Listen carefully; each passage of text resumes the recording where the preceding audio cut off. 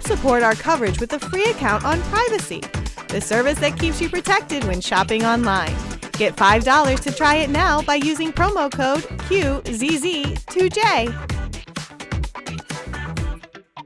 Patrick, how you doing? Doing great. Yeah. Thank you. Thanks for being on the show. I'm doing well. It's been a very, I don't feel like I'm the smartest person in the room right now. And I love that. Perfect. People, it's been a great CES so far. So tell me about Scrona. Am I pronouncing that correctly? Yes, okay. you are. Okay. So it's a combination of writing in Latin, scribere, and nano. Oh, okay. So gotcha. we're writing small stuff. I'm really, so I have a little bit of a printing background myself. I cannot wait to see what you've already shown me here. So what we have here is our newest generation of the printhead. It's 10 to 100 times more precise than standard inkjet printhead. It's much simpler than a lithography tool, right? A lithography tool is like a huge complex machine.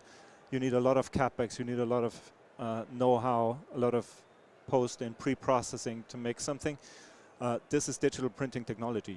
You use it, you put a file in there, and it prints whatever you want. And we will revolutionize anything that is manufactured on a micron scale with that technology. It's a MEMS-based technology that is super scalable. So we can go from single nozzle technology to 128 nozzles, what we show here. We released that product right now here at CES, 128 nozzle printhead. The first time that this high resolution, this high accuracy printing is available in a commercial package with that high nozzle count. So it's really the way to mass manufacturing capability of this digital printing technology. Can you give me, so you're talking over the heads of everybody, incling myself. It's very abstract so far. It's okay. It's okay. I brought a picture here. I know we have to start somewhere. Okay, so this is a printed picture of a conductive ink. Okay. So we can print conductive traces. So I just want to back up. So a lot of people might not understand what conductive ink is. So what does it do?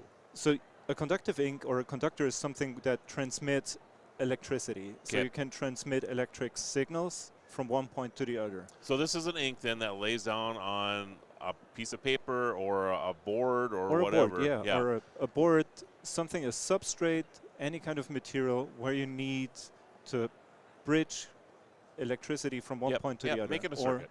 Yes. Yeah. Exactly. Yeah. So okay. So you can, and just so you ever understand, everybody, I mean, this is a liquid material that is printed, and I mean, I know that this. If you're in the manufacturing world, that's what goes on all the time now. I mean, they're printing boards, right? Right. Yeah. But a lot of people, when you think of printing, you think of a piece of paper that you're just putting through and getting a photograph out of it. And then it blows people's minds when you talk about a 3D printer, and they're like, well, a what? You printed that bottle? I mean, they don't understand the adaptive part of it. And this is just another way to use this technology to print other things. We're printing electronics. Yeah, in that sense. exactly. So we're printing electronics in a 2D and 3D way. Yes. Okay, and so we got that now. And if you look at that in detail, you see here that this image is made out of small dots, small droplets on the micrometer scale. So this is, if you look at this, it's 300 microns. It's the 10 microns is like thinner than your hair. Yeah, right? I was just going to say that. 1/10 of the thickness of your hair, not mine. Yeah. Well, I'm close. A lot closer after the haircut they gave me today down here. I literally got my haircut earlier down here. So. And so what this technology does, it's really a platform technology that you can use wherever you need this kind of precision. So that could be semiconductor advanced packaging. Like all the AI chiplets that we see right now are manufactured on that scale. Not the chips themselves. The chips are on the nanometer scale, but bringing the electronic signal from the memory chip to the GPU chip, you need traces, conductive traces, on the micrometer scale. We can print these. So you don't need these very complex 22 processing steps, etching, depositing, etching, cleaning. You give us the file, we print it. Yeah, it's quite remarkable. And it's super sustainable, right? We use much less material. We only put the material where we need it. We don't cover the full wafer and then etch it away, use a lot of chemicals. We just print where we need it. Yep. The other thing is that is really remarkable about that technology is that it doesn't require these huge fabs. You need a small printer. So anything that's security related, defense tech, security tech, you can print it on premise, more or less. You can put a printer like this in space and print a board that it fails on a space station with that printer. That's really interesting. In space. Yeah. Right where you are. Yeah. So we're looking at very different use case scenarios right now. We're rolling it out. We have more than a handful of commercial partners that want to integrate that now into their tools, into their machines for different use cases,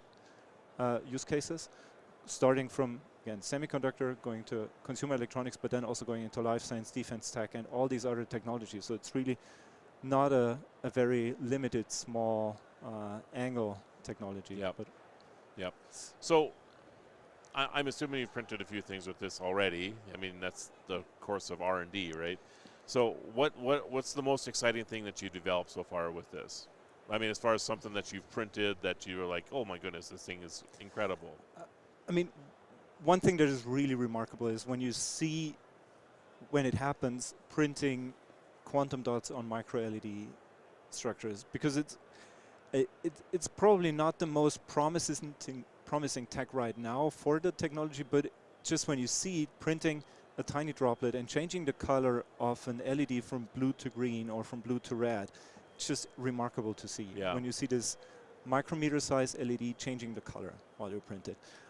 Conductive traces, printing circuits, super interesting, but printing over topography is another thing, because all the other technologies are 2D, right? So we print 3D. You have this chip or any kind of structure there, and you print over the edge. Just super. That's pretty cool to see. Yeah, that's very, very cool. Well, I hate to do this. I have to kick you out of here too, but I know we're just getting into the good stuff, right? But it's been a pleasure. And how do we find out more information about Scrona? Scrona is on. It has a website. We're on LinkedIn. I'm on LinkedIn. Okay. You'll find me there. All right. Drop me a note. Yeah. Thank you very much. It was a pleasure being here. Pleasure being here as well. I appreciate that you were here. Again, everybody, Patrick Heisler. He's the CEO of Scrona. And check out that amazing technology. The Tech Podcast Network CES 2025 coverage is executive produced by Adam Barker. Technical director is Kirk Corliss. Associate producers are Nancy Ertz, Tracy Ingram, Xerxes Goddard, Brandy Jackson, and Aviva Cram. Voiceover by Aaron Hurst. Our hosts are Marlo Anderson, Don Bain, and Scott Ertz. Studio and equipment are provided by PLUGHITZ Productions. The TPN studio executive is Todd Cochran. This has been a Tech Podcast Network production, copyright 2025.